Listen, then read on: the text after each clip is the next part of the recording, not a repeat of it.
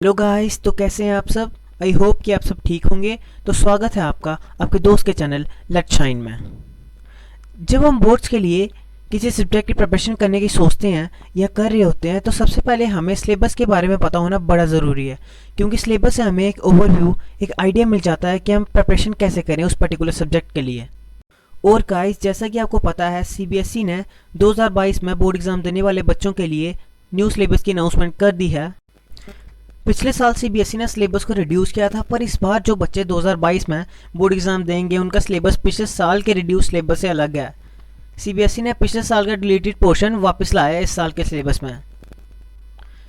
तो आइए आपका डाउट और सिलेबस को क्लियर करते हैं कि इस बार सिलेबस में क्या क्या आएगा। तो हम स्टार्ट करेंगे यूनिट वाइज मार्क्स डिस्ट्रीब्यूशन से। तो first of all we have number system.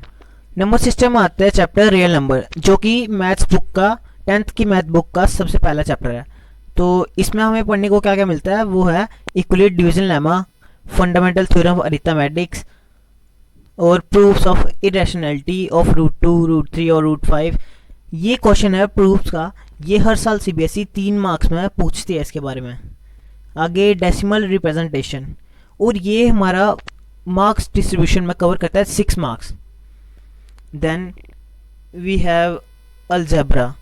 Algebra में चैप्टर्स आते हैं polynomials, pairs of linear equations, quadratic equations and AP, that is arithmetic progression.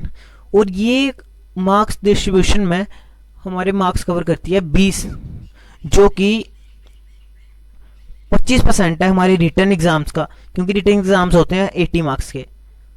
और ओवरऑल देखा जाए ये 20% है हमारे मैथ्स एग्जाम का। तो हमें पॉलिनोमियल्स में क्या मिलता है पढ़ने को, zeros of polynomial, relationship between zeros and coefficients of quadratic polynomials, statements and simple problems. ये पॉलिनोमियल्स में सारा कुछ आएगा और ये सिंपल चैप्टर है। Then we have pair of linear equation in 2 variables. इसमें हमें पढ़ने को मिलता है pair of linear equation in 2 variables and graphical methods of the solution, algebraic condition for number of solution, solution of a pair of a linear equation in 2 variables, by substitution, elimination and by cross multiplication। ये method cross multiplication का method पिछले साल cut गया था, पर इस साल CBSE वालों ने वापस डाल दिया है ये। Then we have simple problems on equations reducible to linear equations. Then we have quadratic equation. Quadratic equation भी अलजेब्रा के अंदर आता है और इसमें आता है standard form of quadratic equation, solution of quadratic equations only real roots by factorisation. Factorisation method बड़ा ही सिंपल है और ये चैप्टर भी आपको निकालने में बड़ा मजा आएगा। Relationship between discriminant and nature of roots, situation problems based on quadratic equation related to day activities to be incorporated.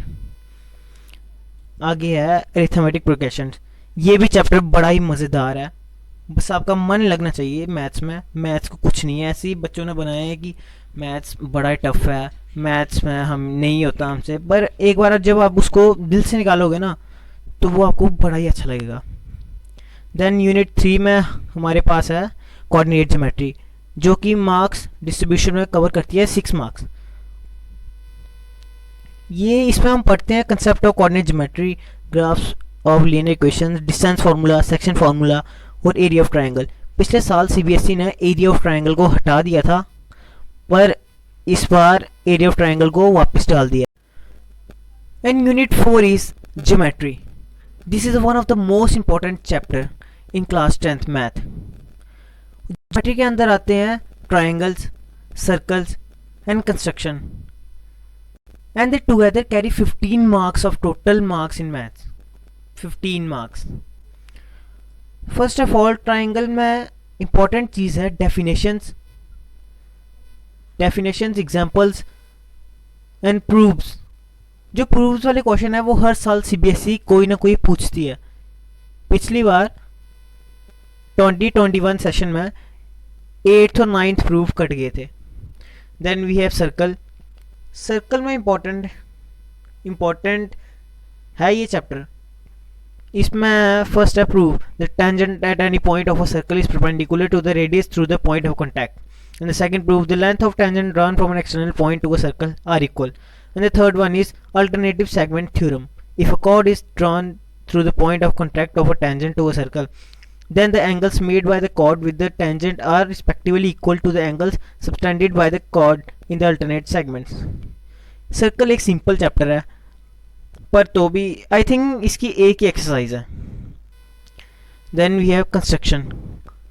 Construction में फर्स्ट है division of line segment in a given ratio. Second one is tangent to a circle from a point outside it. And the third one is construction of a triangle similar to a given triangle. ये जो third one है ये पिछली बार CBSE वालों ने काट दिया था, पर इस बार ये वापस लाया गया उनके द्वारा. Then we have unit 5 trigonometry. This is the most and most important chapter for class 10th math, and it carries 12 marks.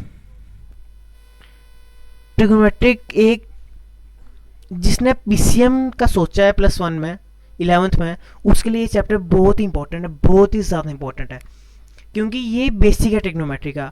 जिसको बेसिक पता होगा वही आगे वाला समझ पाएगा, नहीं तो बिल्कुल 11th की आपको बिल्कुल समझ नहीं आएगी अगर आपको बेसिक पता नहीं है. तो इसलिए इसकी तरफ ज़्यादा ध्यान देने की ज़रूरत है. Then we have trigonometric identities, ये इसी में आ गया. Then we have height and distances. This is applications of trigonometry. ये बड़ा ही मज़ेदार चैप्टर है. अगर आपको इंट्रोडक्शन इसके बेसिक पता लग गया तो आप इसको अपनी चुटकियों में इसको आप कर दोगे ये चैप्टर को. Then unit 6 we have mensuration. In mensuration we have area related to circle and surface areas and volume. These carry 10 marks of maths exam. 10 marks का इससे पूछा जाता है. And area related to circle में है motivate the angles of a circle. Area of sector important है, segment of circle important है, मतलब सारा ही इसमें इंपॉर्टेंट ही है. Problem based on areas and perimeter, circumference of above set plane figure. Then calculating area of segment of a circle. Problem should be restricted to central angle of 60, 90 and 120 only. पिछली बार CBSE ने 120 angles वाले ये काट दिए थे, पर इस बार CBSE वालों ने ये डाले हैं वापस. Then guys we have surface area and volume. Surface area and volume में कुछ नहीं है, सिर्फ हमें ये याद रखना है एरिया, वॉल्यूम वगैरह, और वो भी शेप्स की cuboid, cube, sphere, hemisphere, cones या सिलेंडर्स. और इसमें एक और चीज़ है, वो है फ्रस्टम ऑफ कोन. पिछली बार 2021 सेशन में ये बोर्ड एग्जाम से सीबीएसई वालों ने हटा दिया था, पर इस बार फिर से सीबीएसई वालों ने डाल दिया है इस साल के लिए. Then we have problem involving converting one type of metallic solid into another and other mixed problems. Guys ये चैप्टर भी बड़ा सिंपल है. Then we have unit 7 and the last unit statistics and probability. It carries 11 marks. Guys statistics तो आपने पहले की पढ़ी है, मीन, मीडियन एंड मोड. ये गाइस इतनी सिंपल है ना इसमें, बट इसमें इलेबोरेट किए हैं इसके पार्ट्स कि आप कैसे इसको कर सकते हो, इसके मेथड कैसे आप इनको मीन को निकाल सकते हो, मीडियन को, मोड को निकाल सकते हो. Then one important thing in this chapter is cumulative frequency graph. ये बड़ा इंपॉर्टेंट है इस चैप्टर में. Then we have probability. Guys probability का तो कहना छोड़ दो उसको, ये तो आपको खुद भी पता. Probability is just a simple and simplest chapter.